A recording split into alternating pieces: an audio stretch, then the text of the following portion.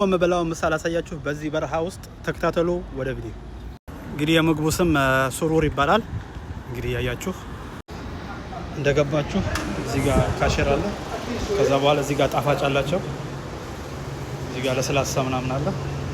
ዋናው ምግባቸው ውስጥ ነው። እዚህ ጋር ይሁት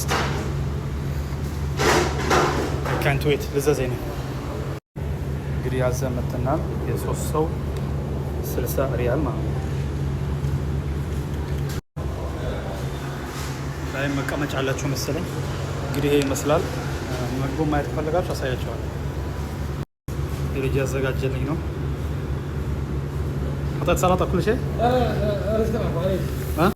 አንተ አይደለም ብሎኛል። ቆይ እኔ እየጠበቅኩ ነው።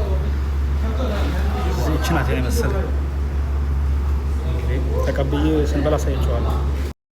እሺ ጋይዝ ተቀብለን እየወጣን ነው። እንግዲህ ተከራካ ምትባለው